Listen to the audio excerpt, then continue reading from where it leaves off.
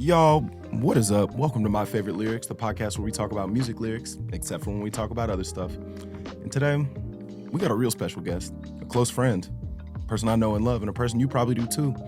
You know, I'm not going to say his credits. You know what he's from. You've seen him. You've seen his face many times, oftentimes at the beginning of a program called Saturday Night Live. Welcome to the show, James Austin Johnson. Hey, Devon. Man, it's wonderful to be here. It's so good to be on Fringe Podcasts. My Favorite Lyrics with Devon Walker. That's right. Judge. Oh, man. It's cool to see you, man. I haven't seen you. It's great to see you, too. I feel like I haven't seen you most of the summer. Haven't seen you most of the We've both summer. been on the road. Last summer, we went on a tour together. That's true. Determined to make as little money as possible. It was crazy. It was crazy when the number came out. When they were like, here's the offers. Yeah. And when you saw them the offers at first seemed like, you were like, yeah, that seems like a good amount. Because individually, it would have been a nice amount. Now imagine that being split 3 ways. Yeah. Oh, that's not for each of us. Yeah, it's not as good. Yeah. And then it's like, also, why are you guys really doing this tour? Oh, to just like eat out and travel. Truly. All right, well, you really are not making any money. Sure. We had some nice meals, though. We did have some nice really nice meals. Yeah, we texted Lauren from a rooftop sushi restaurant in Chicago. We did. And we were like, hey, missing you, pal. This is us. This is us. And then he texted back and he was like, cool, I just saw Arcade Fire in Brixton. Sure. So I'm living my best life as well. One thing about the big dog, he gonna see Arcade Fire. He's gonna see Arcade Fire, and he's also going to respond to like your cool vacation pic with like a much harder vacation. Yeah, I'm doing something that you can't even contemplate the type of shit I have going on. You've seen Arcade Fire, but you seeing him in some broke ass environment. Oh, you in Portland seeing Arcade? No, actually, I'm somewhere else. Actually, I'm watching him in a castle. Yeah, he gonna stunt on you. Yeah, he is. You think because he's 80 years old he can't stunt, but that's not true. No, his whole life is doing cool shit. Flexing. That's all he does. Just flex on you. He does cool stuff. Judge, how's your summer been? My summer's been pretty good, man. I think I'm like finally locking into what my lifestyle is supposed to be. Sure. I feel like I'm eating the right foods. Oh, God bless. I feel like I am giving enough to myself, to my wife, to my son. I'll never be able to give enough to my son. He wants to hang out and play Magna tiles all day. Sure. And I gotta go to work. Sure. I gotta make somebody some money. Somebody gotta buy more tiles. Them tiles don't buy themselves. If you want some more Magna tiles, I gotta go. Come on. So, I feel like I did a pretty good mix of stuff. I was in Nashville for a little bit. Yeah. I bought some Criterion Blu-rays. That felt good. What did you get? A mix of stuff, some Wes Andersons, because I want to see some like behind the scenes of how they built those little miniatures. You know what I mean? It is, God, there's so many times when I come on this podcast and I say something where I'm like, damn, I'm old as fuck now. It happens really fast. Your friend who's around your age saying, I'm getting into buying Criterion Blu-rays, did that make you feel old? What made me feel old is the sentence I'm about to say, which is that kids right now don't know because they don't got DVD access, so they don't know about the special features. They don't know about special features. I forget about the special features because I'm not watching DVDs anymore, but that used to be like, I used to have the Barbershop DVD. I got Barbershop for my birthday when I was like turning maybe 11 or 12. And you're like reading the back of the box, like, I'm about to find out how they made Barbershop. Literally. I gotta know. They used to have special little like games in there, and like interactive experiences, and it's like you could do TV like featurette 15 seconds, TV featurette 30 seconds, TV featurette 2 minutes. People don't know, but you used to be able to. I used to have the Harry Potter and the Sorcerer's Stone DVD. That was like maybe the first DVD I got was Mortal Kombat Annihilation.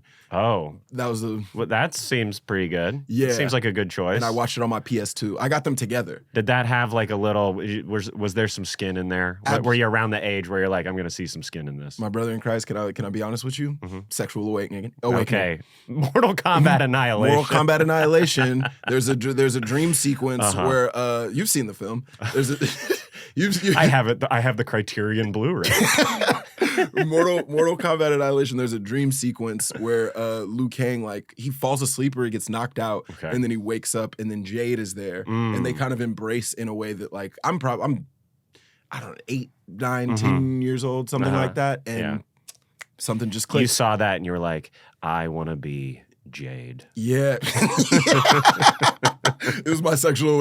That was your sexual awakening. I was like, I'm a gay man. Can I tell you something? In an embrace. Well, Can I tell you something about that? Is I was just back home in Texas, and a dude that I went to high school with, he was, he's my buddy John. We were like really tight in high school. We don't see each other as much now, but we saw each other when I was in Houston doing shows. And he goes, yeah, man, I'm enjoying the podcast, but why you got so many gay people on there? Oh. Like, not even as like a criticism, just as like an actual like. So what is that about? Yeah. Like, I think for him, he's why like, don't you just have us type of guys? Literally, I was just, we're from not dissimilar places. Yeah. Or it's from just Tennessee. Yeah, exactly. You're from Tennessee, I'm from Texas. And I feel like it's just like, yeah, my buddy John, who's like a civil engineer in like Gerald, Texas. It's just like, oh yeah, he doesn't talk to any gay people. So like hearing them on a podcast, he's just like, well, isn't that something? It's not even like in a hateful way. It's just like He's a civil engineer. I think so. So he'll work all day making sure all types of people can get where they need to go and park and drive across bridges and stuff like that. Probably. I haven't asked him that many questions. But he's like, I don't zoom in on who's grabbing a handrail in a public place. He don't need to know about that. Oh my God. He literally was like, I don't want to know who's touching this handrail. I'd never considered it, but hey, John, if you're listening right now, Straight Boys on the pod today. Straight Boys on the pod. This one's for you, pal. Yeah, this one for you, John. Finally, someone you can relate to. And also my buddy John, a redhead. He's a redhead? So John, does he like hip hop? Yes, but I would say the further that he's got from like where we grew up, the more he's gotten into like his country bag. Yeah, he's kind of in his country. Well, kind of hip hop's gotten further into its country bag. Well, and also you could say country got into its hip hop. Yeah, exactly. Bag as well. You know what I'm saying? Morgan Wallen and Drake. The bag has become a sack. Come on, say that. Say that. Say that, Judge. I'm excited to have you here. Yeah, I'm so psyched to be here. You're for two reasons. One, you're one of the biggest music lovers. I feel like you're like, like I'm a music fan. Judge is like a music, like, for lack of a better term, nerd. Like you really like, you know your shit. And he really will be like, yeah, like this song sounds awesome because they had this session drummer who also played on this, who also played on that. You're like deep into it. Yeah, you just like bring up a song casually and I'll just be like, yeah, Jim Keltner has kind of a heavy hand. And you're like, what are you talking about? Exactly. And then like we spend 20 minutes Wikipediaing and I'm like, yeah, Jim Keltner played on this. Sure. Yeah. This was like, he had just gotten done with Dylan, and this was right before he was going to sit in with David Letterman's Most Dangerous Band. Like, that kind of stuff. I love musicians, and that's like maybe a being born in Nashville thing, where you're sort of raised knowing that there are other people playing on Oh Pretty Woman than just Roy Orbison. Like Roy Orbison's name is the only name you know from Oh Pretty Woman. But I went to church with Chip Young, whose real name is Chip Stembridge, who like not his government name, who engineered and like was one of the doubling guitars on that. There's like 40 doubled guitars on that. That's why that's why it sounds so cool. Is because that's like 40 guitars at the same time. So like I was raised in an environment where you're learning how recordings are coming together, and you're learning that these are people's dads. You see them at drop-off at school. Sure. Like, you know that, I go to high school with Aaron Kershaw. Her dad is Sammy Kershaw, who's married to Lori Morgan. And I just heard a Sammy Kershaw song on the Cadillac Tears. I heard that on the way to school today. And I'm linking what I'm hearing on country radio to a girl who is in my little high school hallways. And I can do that with 5 other songs that I heard that week. Like, the bass from the Oak Ridge Boys. His daughter Lauren is in Fiddler on the Roof with me right now. Man, it's different than how I grew up. I'll say that. In Beville? I'll say that. As a kid who grew up in suburban Texas, our version of that was just like, oh yeah, like you see that truck? Yeah, like Melissa's dad owns that Ford dealership. So they do. So they just got a pool. So it's going good over there in Melissa's house. Doug just sold a truck to Cliff.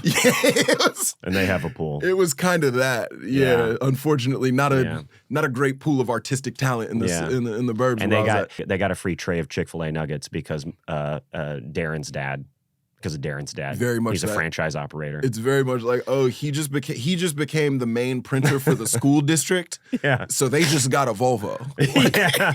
So Yeah. it's going good over kind of the same at the thing. Hernandez household. Like, it's pretty nice over there. Oh man, it's crazy. And like They just got a whole new fence. Nashville wasn't even nowhere near as big a deal as it is now. Now Nashville is like rivaling major cities in like cultural importance. Like it's almost like as Las Vegas goes down because Canadians don't hang out in our country anymore. For good reason. For good reason. Like, you know, Nashville is like rising because it's like the tourists who are going, a lot of the tourists who are going to Nashville are like from Arkansas and Georgia and Alabama. It's like, you almost don't even need people flying from Tokyo to go to Nashville and support. Yeah. I don't know. I don't know how Nashville works economically. I just know that country music's never been bigger than it is right now. Where do you think that shift came? I would assume it's the massive rightward shift in all culture. I assume it has a little bit to do with that, an obsession with like pastoral Americana that's kind of I was kind of fresh asking, for a lot of reasons. I was asking about like if there was an artist, but I don't think you're wrong. Well, you know, Taylor Swift was country and That's then kind of what stopped. I thought it was going. I think Taylor Swift has a big part of that. And then, you know, Morgan Wallen is one of the best-selling people of the moment. Sure. You know, so this stuff is just really popular now. Mm-hmm. Also, I think people missed guitars. Sure. I think guitars stopped being on the radio. True. And a lot of Americans were like, where the hell are my guitars? Mm. And so I think that country has something Maybe to that was- offer there where it's like, well, we'll provide some guitar sounds for you. Sure. Everyone grew up hearing guitars all the time. Yep. And then, you know, I don't know what happened, but like The woke took over. That's Woke probably took over. Woke took over No. with their hip hop and their EDM, and they said woke took over. And then they said, Because bring they're us, woke. bring us exactly. They said, bring us the America that we know. Get the guitars back into the picture. I don't know what it was. It was like Maroon 5 went from being 6 guys with guitars to one dude chirping along to a Nokia phone. Yo, shout out Adam Levine. Adam Levine. I if you're- love Maroon 5. Songs About Jane was one of the first CDs I bought with my own money. It's really damn. That's so much cooler than my first CD that I got with my What own was money. it? Nick Cannon self-titled EP.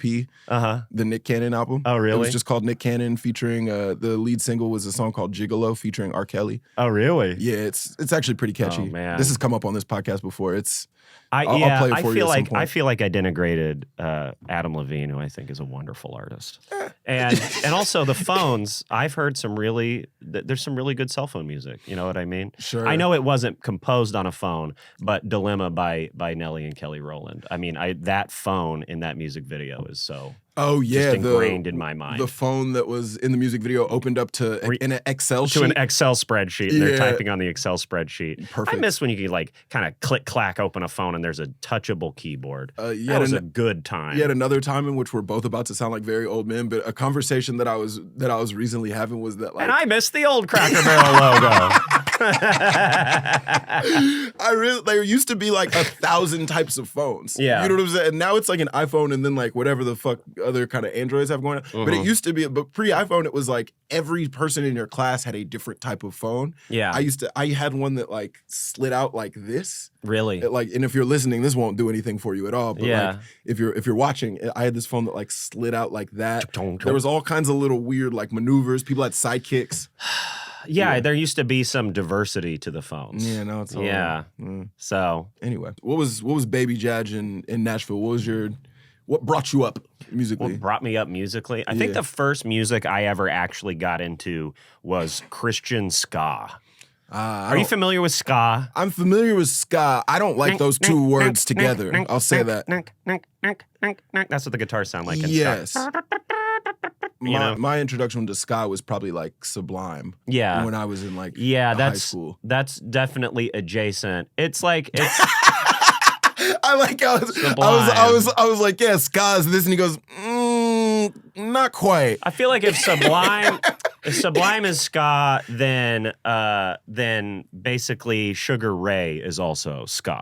Okay, Because I think Sublime is closer to what Mark McGrath was doing in Sugar Ray's music. And while we're on the topic, Sugar Ray might have been the first ska I actually ever heard. Oh, okay. And I know you're saying it's not ska, but to me, and somehow Sugar Ray has never come up on this podcast before. Which is crazy. That is crazy. There's some out-of-pocket stuff That's in true. Sugar Ray. But you know what I'll say? It's another reason why I'm really happy that you're on the podcast, because the thing that we've been talking about recently is everybody's been bringing us like rap lyrics from like approximately 15 to 20 years ago. Yes. You're the first person to really, or one of the first people to like, it was you and probably Joe Firestone to like really step outside of the bound. You sent me these songs. I said, I don't know what that is. Good. Most of the songs that people bring us are like things that are like near and dear to my heart that I already kind of have a take or an idea on. This kind of made me wrap my mind around a whole new situation. Well, you've heard me bring up certain rap lyrics before. Yes.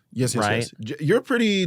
Jadge is pretty well versed in all different types of. Yeah, but we've had some conversations about how I probably don't like hip hop enough. How yes. It's like it's too low on the list of the things that I want to put on. That's You know okay. the David Bory joke about I never want to listen to Fleet Foxes when I just got paid? I don't know that joke. Like he's but- like talking about indie rock, and he's like, indie rock just doesn't do it for me. Yeah. I like rap because no one throws on indie rock song when they just got a check. I just got paid. Fleet Foxes, turn it up. I do feel like you might be the exception to that rule. You might see a big check come through. Oh yeah, a check comes through, and I go in a room and I slowly wonders this morning came by. Perfect Fleet Foxes impression. Robin Pecknold is a friend of mine. One thing James Austin Johnson gonna do is he gonna pop out an impression that nobody ever thought of before. Yeah. But then there's gonna be like 100 people who hear that and they're like, And he got it. They can't even go to work. You know what I'm saying? They're melting down. They have to stop in their car and pull over on their commute because they're like, that's a perfect fucking Fleet Foxes. That's my comedy brand. Is like I want my show to be like 40% for everybody. Sure. And then I want 60% of it to just be random little pockets of people losing their minds. Sure. And everyone else looking around like, why do people like this? I want people to feel stupid at my show a lot of the time. I do. I don't think it's about me intentionally doing references that people won't get. Yeah. I'm doing them so that people will get them. I just don't care if everyone gets them. That's an interesting thing about like touring and like doing the show is so many people when you go on the road, they come to see you because they like a thing that you did on the show. Yeah. But then when they come to see you, you're like, well, this won't be that at all. Yeah. This won't be that at all. So like actually you're having to like introduce them to yourself. Yeah. In like a much more real way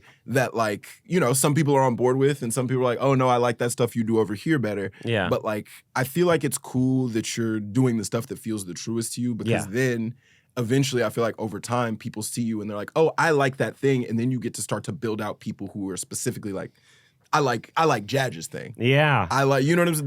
There's an army of people around the country and probably the world who like, who want to hear David Frick. Yeah, there's some people who want to hear that David Frick impression. But it's like, you got to build that up. I'm Ty Dolla $ign.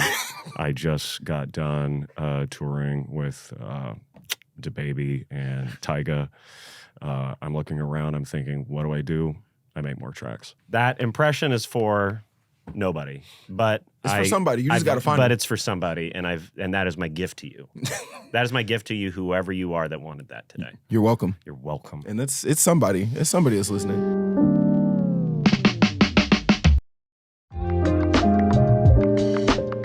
I'm sorry, we got sidetracked. Baby, young Jadge. Young Jadge. Okay, so Christian ska was the first thing I got into. I remember my brother came home with a CD from like Family Christian bookstores that it was the Insiders. Insiders spelt with a Y and a Z, of course. Yeah, of course. I think the album was called Detroit Motor City Ska was what the album was called. Woo. And it was the most like safely rebellious thing that I'd ever heard. And it's like upbeat. So like a kid can link into it because it's like energetic. I think when you're like little, I don't know of a lot of kids who are immediately like Leonard Cohen. That's my shit. Let's go to kindergarten. If there ever was a kid like that, though, Probably me. it probably would have been you. Oh, I'm not that gloomy though. I Sure, like to have a fair. good time. Fair. We like to have it. We like to have a couple. Nah, we have fun. We have fun. Yeah.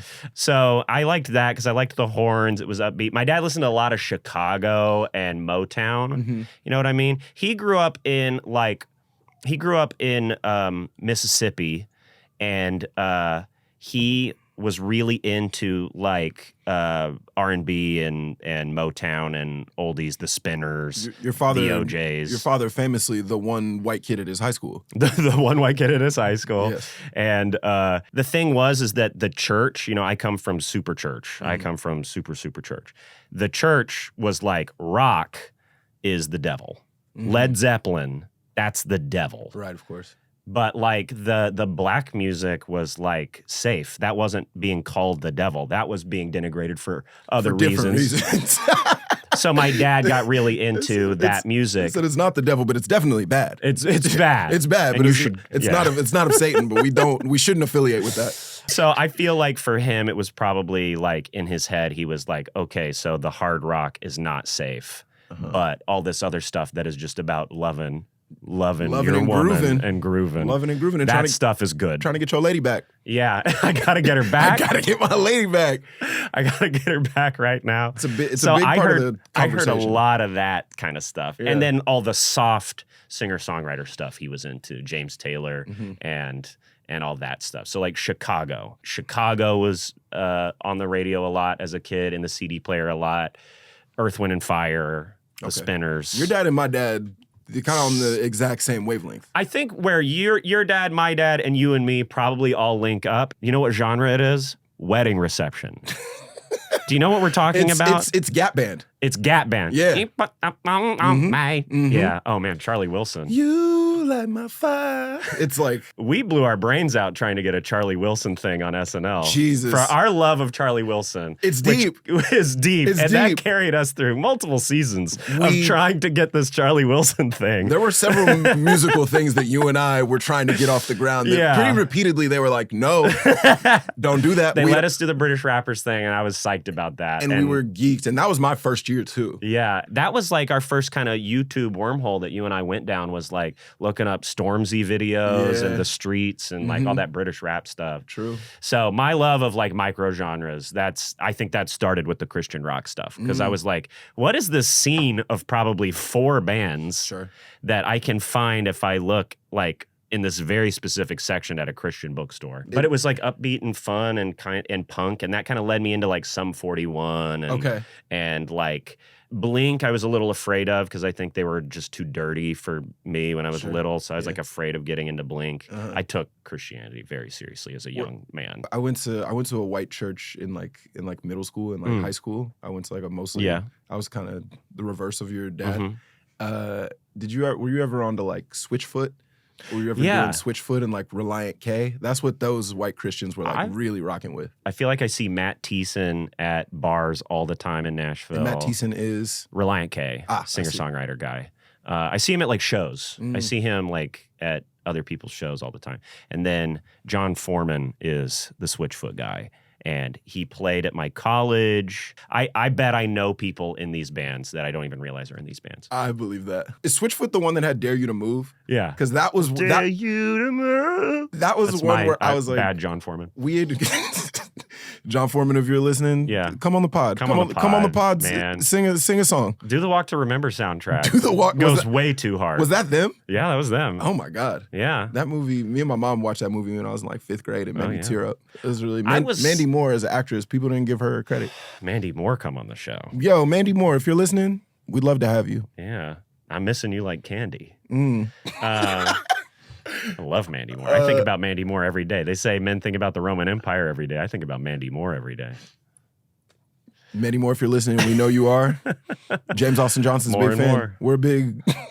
we're big fans over here. More every day. I remember when Dare You to Move popped off, because we had gone from like an all black church to an all white church when I like between elementary school and middle school. My dad really, I don't know, he was fucking white church for certain reasons. Yeah. And I remember thinking, man, this music's not that good. Yeah. And then they were playing like Switchfoot and a lot of that shit. And then that Switchfoot song, Dare You to Move, actually became like a big hit. Yeah. And I was like, guess y'all right. I said, guess y'all know a little bit more than I do, because I never thought I'd see like a Christian song get like, pierce the veil there. Exactly. Yeah, and be like, yeah. it was on like Now That's What I Call Music, like 12 or whatever. Was that had to have been after I Can Only Imagine I don't. what it would be like. Do you know that one? What song is that? that? One got played a lot on all radio. Who was that one by? That was by Mercy Me.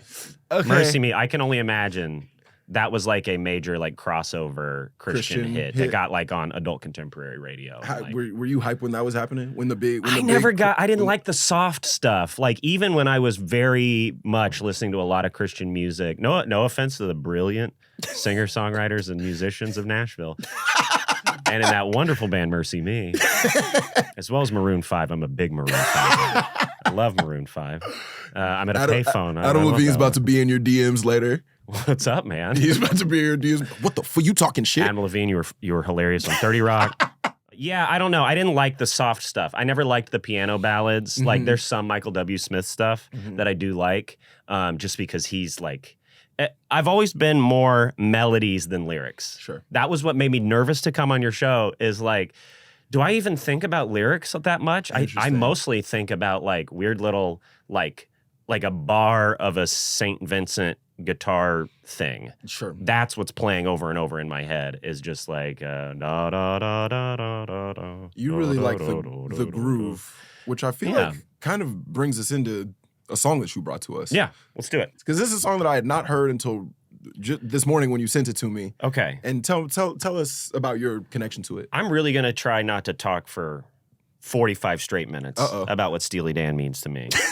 But when I got to L.A., I was still pretty fresh from like that churchy, Christian, dorky kind of young teen guy. I hadn't like really, I don't think I wasn't 21 until I was like 26. I see what you're Does that make any sense? Yeah. So like moving to LA to do open mics was like my college experience. I went to college like in Nashville, like on the same campus where my dad works, and the same campus where I was baptized. It was like a super Christian, very Christian environment, a wonderful environment. Trevecca Nazarene University. That was like a fun place to grow up because it was like it was still a college. I was still growing up around like cool people entering adulthood, and so I found out about a lot of cool stuff really early. Dave Matthews Band and all the stuff that college students like. Bob Dylan, all the stuff college students like. So. Anyway, Steely Dan was something I got into like my first year in LA. I had these like shitty temp jobs. I couldn't like I don't know. I couldn't like I was always struggling to like make rent. Was this when you were screen printing like Brockhampton sweatshirts? That came later. Okay. That was a good job. I had much worse jobs. I was like temping in like finance offices in Westwood. I was like making like $9 an hour, driving an hour and a half both ways to go like get fired after a week because I'm like, I smell bad. Sure. Because I'm like sweating my ass off in my car. Of course. With no air conditioning. My Uncle Steve showed me a DVD and I was like, who the hell are these guys? Sure. They were so cool. They were so like dorky, but like clearly had, how do you say this? Hose? Yeah. They had hose. Yeah, sure. Those dorky dudes that like, women are hanging all over them. Sure. And I was like, what's going on with this? You could say they got specific interests, but you can't say they don't got. Well, of course. So maybe it's like being in a city that rewards dorky dudes for being weird, or whatever. Like that's kind of what LA is. LA is it's rewarding a lot of dorks if they're like really good at something. They're really good at something. You know what I'm saying? Like Steely Dan is really good at what Steely Dan does. And if you look at a lot of like, we've been close to these people, a lot of like really great actors and musicians, when you get close to them, you're like, oh, you're a nerd. You're a huge dork. You're a big dork. You do you look really cool when you're on screen or like when you're playing, but it's like if you talk to them, like they're really on their like geek shit. And oh my like, God. And a lot of them are like, you're like, oh, you were homeschooled, huh? Yeah. And you feel homeschooled. And you're flying high. Yeah, but like I can't tell when you go up there. When you're on camera, oh man, I'm in awe. But like when I'm talking to you, it's like that's what it was like. You just talked to your mom and dad for a long time, huh? I mean, I was just at the Emmys and I'm talking to a guy who's like kind of nerdy, kind of dorky, and he just like wants to talk to me about skits, and I'm like, okay. I was like trying to get out of the conversation at first. Yeah, of course. Because I was James is also really good at getting out of conversations. I'm a public person. I'm a politician. That's the thing that I really we'll be at like a fancy thing where everybody's wearing tuxedos and stuff like that. And it's like when we're in a group, people really want to come up to us like and talk to us. Yeah. And Jaj will truly be like, hello, hello. They'll ask like one question, James will answer it, and he'll be like, well, what was your name again? Hey, so great to meet you. And then he'll be in and out of the conversation in like 40 seconds in a way that I be getting stuck in stuff. I be getting stuck in stuff being too kind to people, like looking at pictures of their like pugs or whatever. Yeah. And you'll be on to like your third conversation. Yeah, you gotta have in the peripheral. You gotta be looking for where the little trays of arancini are floating around. And then as you're talking to somebody, you're like, "Have you seen any more of those arancini? Those are awesome." And then somebody's like, "I think they were like, it was so great. I gotta get one." You know, it's got to be a cute reason. That's incredible. But like, yeah, you'll be like talking to. I was just talking to this guy who was just like, you know, just like seemed like a cool kind of dorky guy, and then he's like, "Oh yeah, I run an AI company," and then the hottest woman of all time walks up and puts her arm around his waist, and I'm like, I'm watching a Steely Dan song happen in real time. Like, I love this stuff. So this song, Gaucho, this is the lyrics. You know, when we get into the chorus, who is the Gaucho amigo? Why is he standing in your spangled leather poncho and your elevator shoes? Bodacious Cowboys, such as your friend, will never be welcome here. High in the Custer Dome. Did you catch any of that? Yeah, I mean, I definitely heard all of it, for sure. So it's like all those lyrics, they hit me on the ears. This song is basically about a bunch of like cool late 70s like drugs people hanging out in a cool apartment, and there's like a dork there, and he's too drunk. So they're like, who's this Gaucho amigo? Why is he like dressed lame? And your little cowboy friend will never be welcome here. High in the Custer Dome. We don't want this guy getting high with us in the Custer Dome. So the Custer Dome, it doesn't exist. This is like right. So they're telling this like cool drug story, but they're also like inventing a West Hollywood high rise called the Custer Dome. I see. And you're supposed to just accept that they've invented a place that sounds. And has that been mentioned elsewhere on the album? Because this is also no, it just comes up in this specific. I see. High in the Custer Dome. So, what I tell you back down the line, I'll scratch your back, you can scratch mine. No, he can't sleep on the floor. What do you think I'm yelling for? I'll drop him near the freeway. Doesn't he have a home? So, like, this is all just like snatches of dialogue. This is people talking to each other about what they're going to do about this dude who's too drunk, right? About this loser who can't hold his shit. And then we're back into the like the nice guy who's narrating the song, singing to the Gaucho again. Lord, I know you're a special friend, but you refuse to understand. You're a nasty schoolboy with no place to go. Try again tomorrow. Whew. So like, I had a lot of experiences like this when I first got to LA, where I was too dorky for the party. You were the guy that they were trying to drop off by the freeway. I was the guy that they were trying to drop off on the freeway. We don't like his energy. We gonna put him under the bridge. Like my friend Jesse, this great comedian Jesse Case. I remember he would like take me to like the indie comedy shows. He was further along in comedy. He had done JFL, and like he was taking me around to comedy shows when I was just fresh from the open mic scene in Nashville, and I was just embarrassing him like backstage at these things. Like you were talking about session musicians, and drinking like the comedians' beers. Like there's like a cooler of beers, sure, and I'm like nervous, and I've like had like 4, Coors Lights backstage at Smod Castle or whatever place it was where I was, and I'm like talking to Donald Glover. He's never met me, and he has no reason to be talking to me, and I'm like drunk trying to like talk to him about like a music video, a childish music video of his. He don't want to do that. He didn't want to do that, and I just remember like Jesse like pulling me away, and that kind of thing happened a lot my first like year or two in LA, where I was like embarrassing myself trying to fit into like a cool environment. There's also a specific type of like LA air around things like that. Yeah. That's like, I don't know. I don't know it to exist in the same way here. I feel like that's part of why I decided to move to New York, because it feels like there feels like more of a thing where it's like, all right, yeah, everybody has stuff going on. Yeah.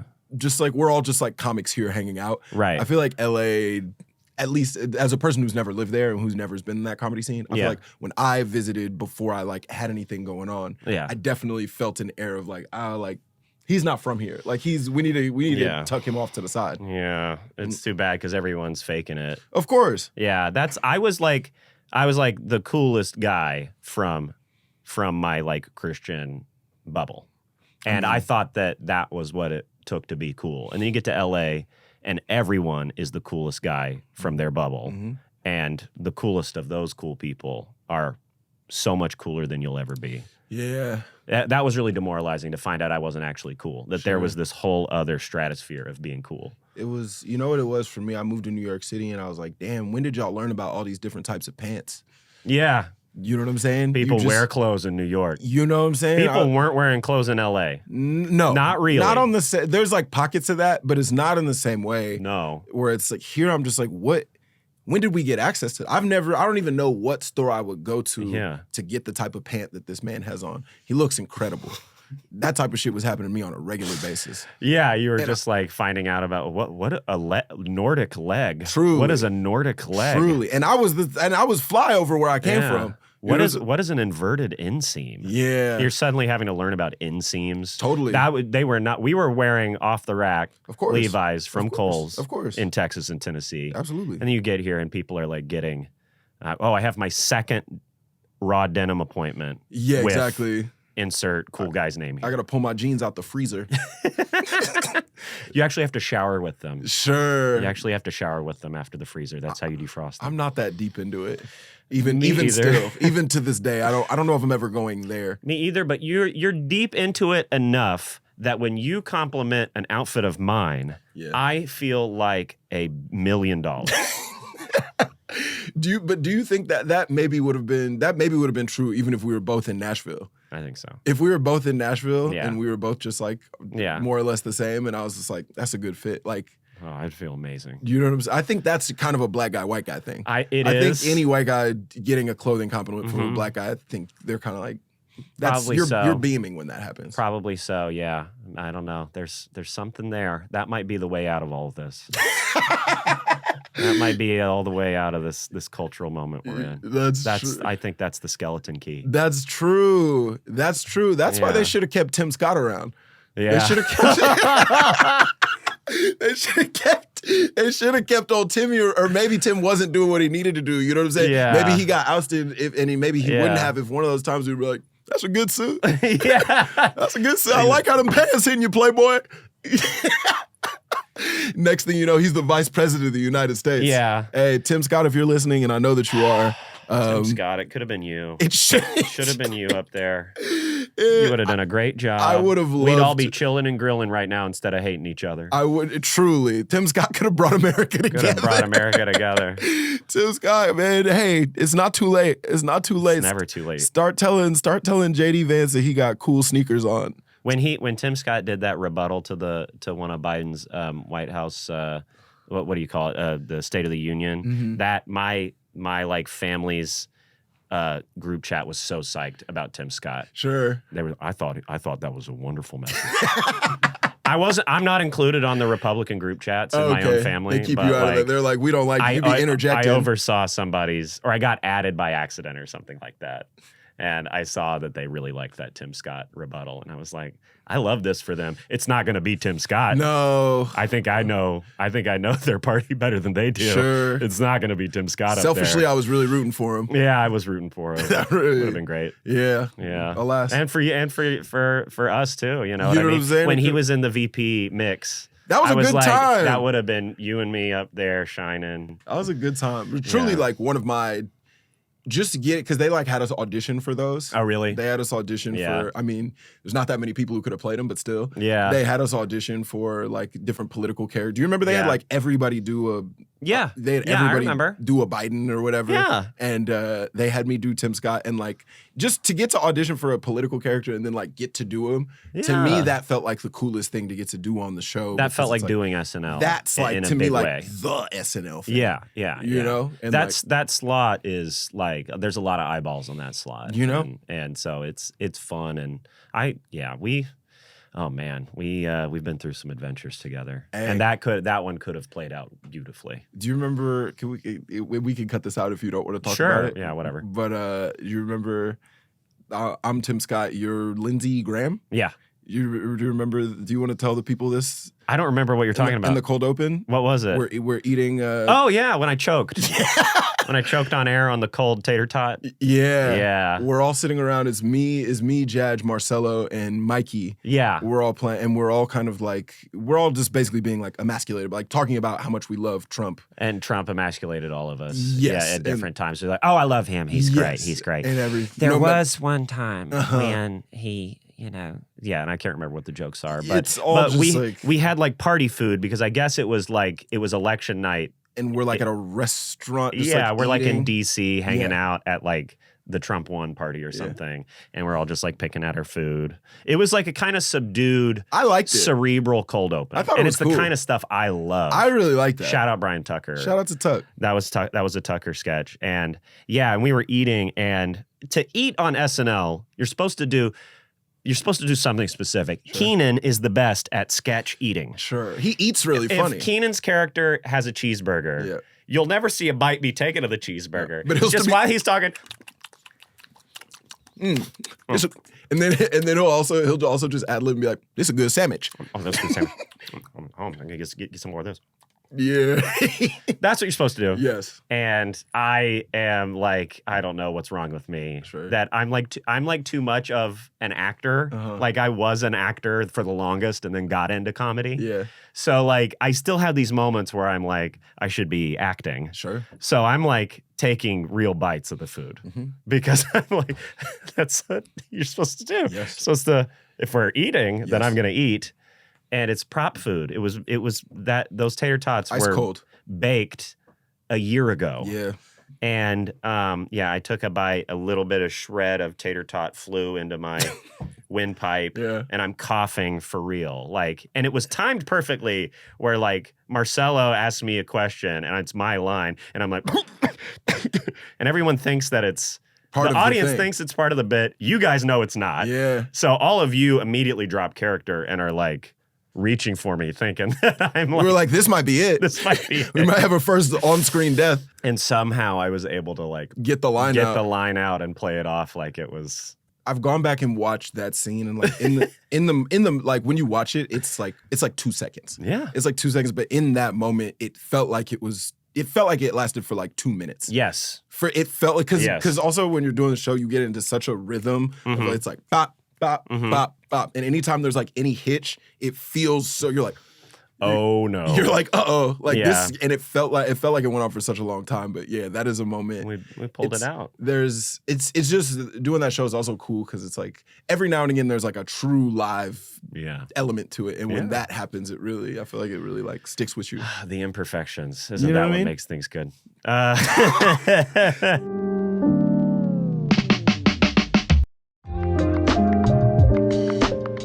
You know, I have 2 songs for you. These 2 songs are important to me because they're different years takeoff songs.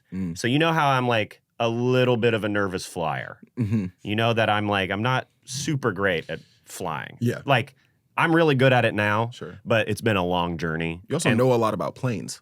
That's how I got better at flying. I used to be very scared of planes, and a pilot was like, learn everything you can about how planes work. And so that's what I did. You've flown with me before. I have. I'm looking at like the tail numbers You are. and looking it up on air fleets. Yeah. And I'm like, we're good. This is an A321. It's like 9.5 years old. That's true. We're good. Yeah. You want the plane to be like 8 or 9 years old. Oh, you don't want a brand new plane. What if they haven't worked out? What if you're on the 737 MAX 8 that nosedives for no reason because they need to patch the software? It's kind of like adopting a puppy. It's like you don't want to get a dog that's like No. fresh out. You want to get a dog that's You like want a 4-year-old with a mild temperament. seen some things. You kind of know what you're getting into. So part of how I got used to flying was I had a takeoff song. For a whole year, I would listen to the same song every time we got wheels up. Like as the engines engage and we're taking off, I put on the same song and I change it every year. And the summer of my first season, I got a lot of stand-up gigs because I was like newly kind of famous, and I was also like opening a lot for famouser people. Like that was the other opportunity that came up. Totally. So I got really into this Bahamas song, the opening act, and this became my takeoff song. So I'm just gonna read the lyrics. Go for it. I know it isn't me that the people came to see, but don't feel bad because we're the opening act and the place is packed. So I'm glad because it wasn't long ago I wasn't offered a show of any kind. So now I try and say yes, even if it's not the best. For me, that's fine. Why are you treating me like a stranger? Why are you punishing me with your love? Why are you running from me like I was danger? Is my music not good enough? So this is like touring thoughts. Like I got into this because it's like, these are all my thoughts about what I'm about to go do. I'm leaving my pregnant wife. I'm leaving my wife with our newborn to go make a little bit of money. I'm going to go do a show that's maybe not even my show. And I don't even know how it's going to go, but I'm just excited because you know what? 3 years ago, I was folding hoodies in an unconditioned warehouse, and I get to do this for a living. So, like, even a shit gig is like a dream come true because I'm doing what I am good at instead of that's genuinely sweating. Beautiful. It's beautiful. Like I know this is supposed to be funny, but legitimately, like, made me a little bit. It made me like emotional because Did you like, have a little feeling? I had a little feeling. The touring comedian, legitimately, because it is like. This guy Bahamas is like he just cuts right to the core for me. I don't know if you've heard of this guy before. No, I don't know of him at all. He's like a really handsome, like 7 foot tall Canadian guy. Yeah. And his lyrics are super straightforward.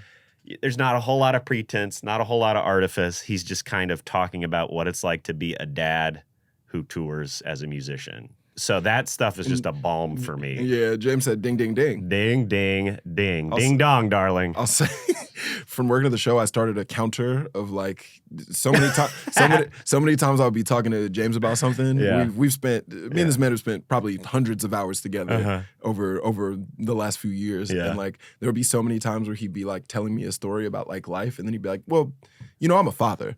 And Yeah. the amount of times that James Austin, I'd probably put it at roughly 345 times. And James would be like, you know, well, as a father, when you're a father, it's a little bit. Well, Devin, I'm a father. People don't whine to me anymore. I'm not good to whine to anymore. Sure. So like it's become this thing where like people want to like grumble. If people want to grumble, it's usually somebody a little bit younger, somebody who doesn't have a family.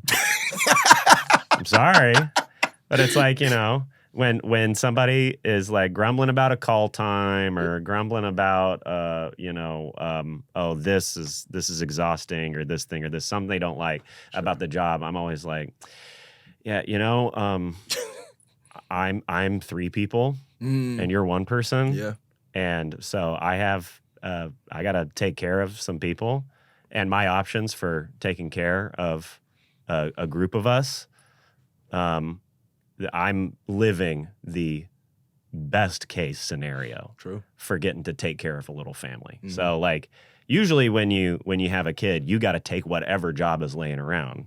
And I got my dream job just plopped in my lap because I busted my ass working in warehouses and doing comedy for years and years and years and years. Yeah. So like I'm like, hey man, a bad day here is better than the best day at shift manager at Chick-fil-A or whatever. You know what I mean? Whatever I could be doing right now, teaching poetry at a small community college. I used to work in the customer service room of this company called Bodacious. Yeah. And they really fit men. Any body type. That's their whole thing. Hey, if you got fucked up thighs and beautiful calves, we're gonna find a chino. That's true. That makes those oblong legs sing, my friend. It makes it look perfect. Do you want your bubble butt just blowing minds in the break room? We got to pay for that. You got to come to Bonobos because we're going to find a way to make that thing sang. So that's what you did. That's what I did. Were you measuring guys? No. I worked at like their HQ. That's so fun. Bonobos is kind of crazy because you go in, they're like, I want to buy these pants. And they're like, no. Well, it's like. we'll mail them to you in a month. It's crazy. Well, because it's like, yeah, you'll go in. They have storefronts. They have storefronts with every size of pants that they offer. And they're also very much like, we're going to get the perfect fit for you. So then they will come and be like, all right, well, they'll measure your legs and they'll do your whole thing. They'll be like, all right, the perfect pant for you based on what you've described is this? And then you'll put it on, you'll be like, this is the perfect pant. I'm ready to take this. And they'll be like, no. No. That's, okay, you're thinking simple. You thinking inside the box. You think you're at Kohl's right now. No. This is not what that is. No, Actually, this is going to go get tailored for your ass. Exactly. We've got the pants here, but you can have them in a week or two. In a week or two, because we're going to make them fit you. Yes, and then we're going to mail them back to you. I know. Like, at first I was enraged by that, but then when I, like, started putting on some stuff that was measured for me, I was like, okay. This is not too bad. I'm looking good. We're just doing a full bonobo set. Use promo code My Favorite Lyrics for 10% That's off. crazy. Your bonobos. Bonobos, if you'd like to pay me, we'll talk. I look good in a corduroy suit. Yeah, we did also get like a 70% discount while I was there. Yeah, that's pretty good. Yeah, it was respectful. Anyway. And then the other song I wanted to play you, Room 29 by Jarvis Cocker and Chili Gonzalez. Which sound like SNL character names. They do. Yeah, exactly. With the Doo-Doo Report, it's Chili Gonzalez and Jarvis Cocker. You hear it. This album is like a concept album about the Chateau Marmont. And it's just basically like, as an album, it's like really calm piano music, and then Jarvis Cocker from Pulp doing like spoken word over it. I've been listening to this a lot on planes this year because I stay in so many hotels. I'm like listening to this, like it's almost like a comedy album about staying in hotels. And so there's a line here where he's like talking about, I just want to read this one lyric and see what you think of this. Is there anything sadder than a hotel room that hasn't been fucked in? Oh.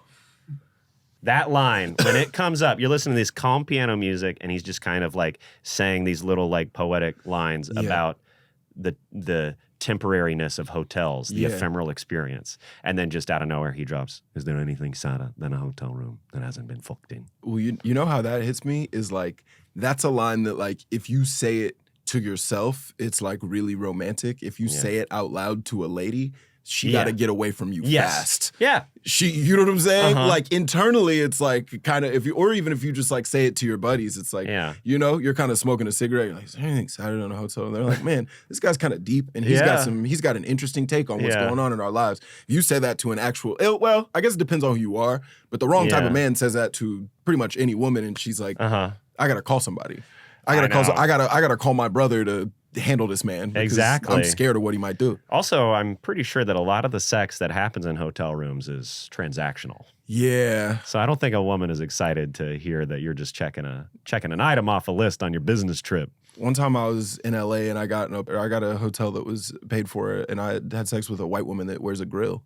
I didn't feel good about it. Yeah. Was she an Australian rapper who was really I wish it was hot Iggy Azalea. I wish it was her. No, it was absolutely not. It was a different type of lady, and she, I don't know. Now, as someone who probably does have a lot more sex in hotel rooms than me. Me? Do you? Yes. Okay. Do you feel better about the hotel room afterward? Great question. Because hotel rooms are sad. From the nicest ones, almost the nicest ones are the saddest ones, almost. Yeah. I open for Colin, and he like, you live nice when you go on the road with Colin. He treats you, Colin treats you good. Yeah. And I was like overlooking Vegas, and I was like, it is nice, but it's like if I stayed there like 2 more nights, then I think it would have become a bummer. I think sex in a hotel room can be really fun, but ideally you're leaving the next day. Yeah. You know what it was like? I don't want to, because it's like you don't know when the people are going to come back and clean this up. So it's like now we're just like kind of in this place where this thing happened, and it's like, you start thinking about, well, how often do they really change these sheets? You know what I'm saying? It's like, I know what I did in here. Who knows what anybody else was up to? Who knows what other people do and where? You see what I'm saying? The mini bar, the fridge that's not even a fridge anymore. It's just a cooler. Yeah. Don't put dairy in here. That's a new sticker I'm seeing in hotel rooms. I haven't seen. That's frightening. Cool, because I'm a father, so I wasn't going to put dairy in a refrigerator. Oh, sure. Asshole. I didn't even Modern bathrooms, no bathtub. Okay, so you want the planet to die. Sure. No more babies. Sure. Where do you think we bathe children? All babies long showers, roll-in showers. You know, this is something I hadn't thought about it. Maybe I haven't considered this because I'm not. Well, as a father. It didn't cross my mind, but yeah, you're right. Yeah. I guess there's no more tubs. There's in no most tubs. places. I'm a big tub taker. I'm a big bath taker. Love baths. When Why did you say that like Trump? I love baths. I love baths. Why? I love a bath. Gotta love bath. You know that guy's got a special bath. Oh, of course, the biggest Yeah. one. I hope he likes baths. When people are like he golfs too much, I'm like, I don't want to know what he's like when he's not golfing every day. Sure, get him Let out him on the, rest. Get Let him him out relax. get him on the course. Can I get his heart? I want to get his heart rate low. I want him cooling off, chilling out, Judge, eating some snacks. Before we get out of here, we have a listener voicemail. Do you want to pop the headphones on, see what Yeah, they're talking about?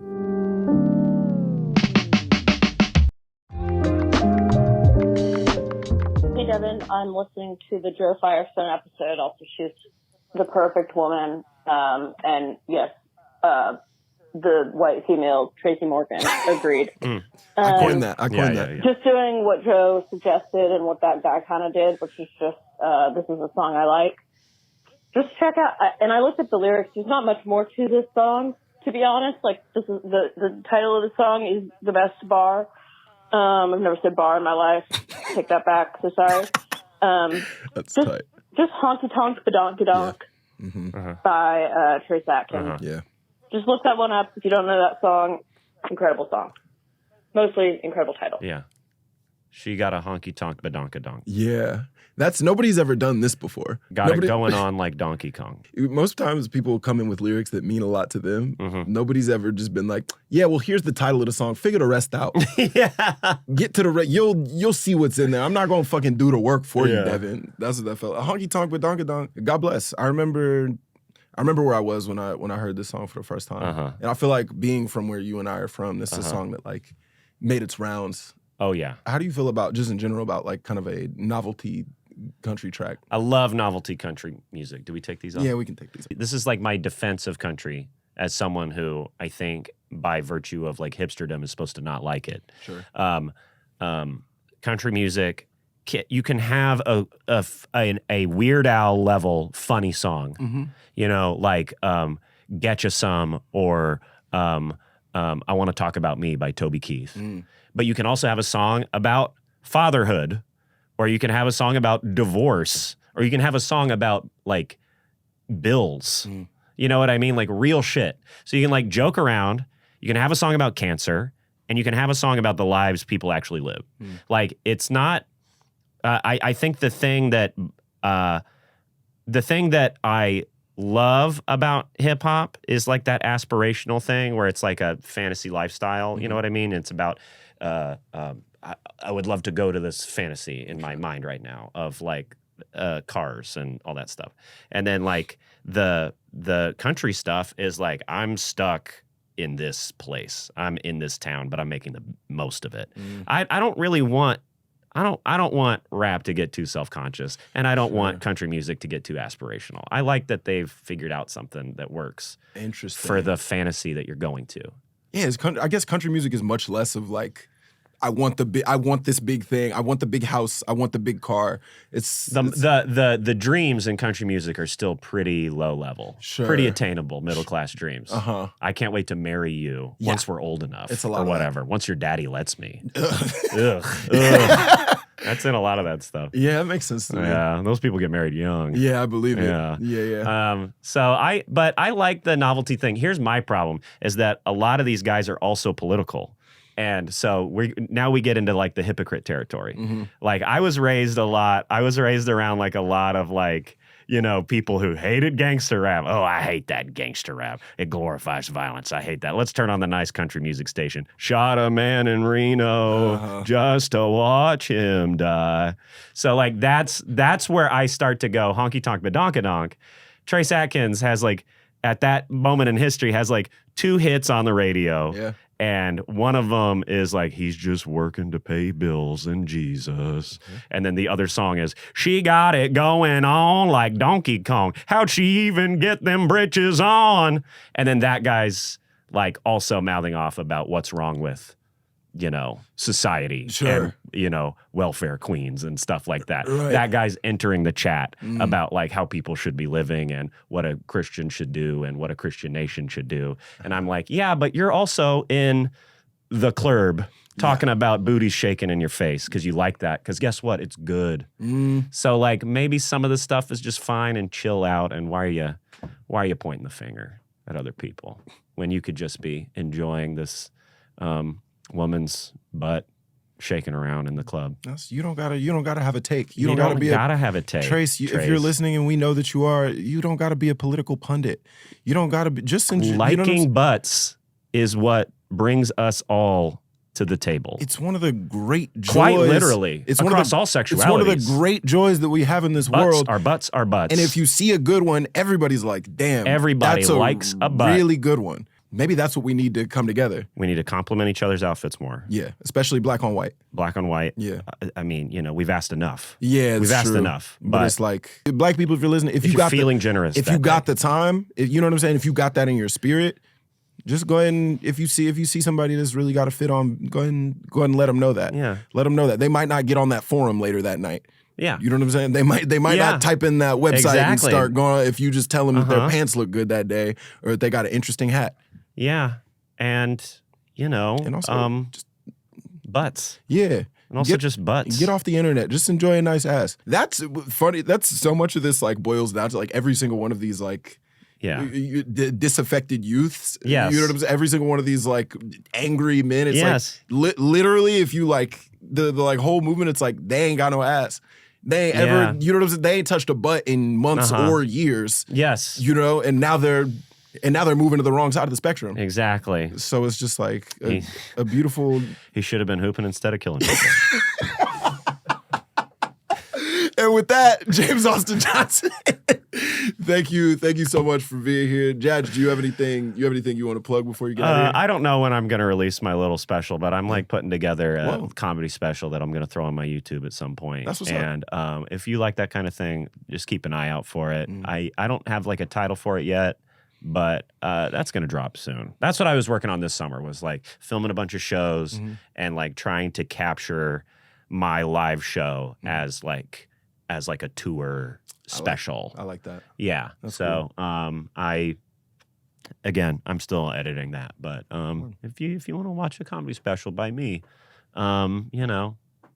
keep your eyes peeled. Y'all go follow Judge if you don't already. I bet you already do, but if you don't, definitely do that. Yeah. Anybody who's listening, definitely submit some lyrics to us at myfavouritelyricspod@gmail.com. You can DM us on Instagram at myfavouritelyricspod, or you can call us at 332-203-6429. And appreciate y'all. See y'all next time. My Favorite Lyrics is a production by Disco Nap. If you guys like what you hear, leave a review and tell a homie about the show. And make sure to follow us at My Favorite Lyrics Pod on all social platforms, except for Twitter. We offer that. You can learn more about this week's guest and the My Favorite Lyrics team by checking out the show notes. And thank you to the guys that made this show happen. Our executive producer, Lauren Mandel, our associate producer, Carmen Kerrigan, Chris Mueller, who engineered the episode. We'll catch y'all next week.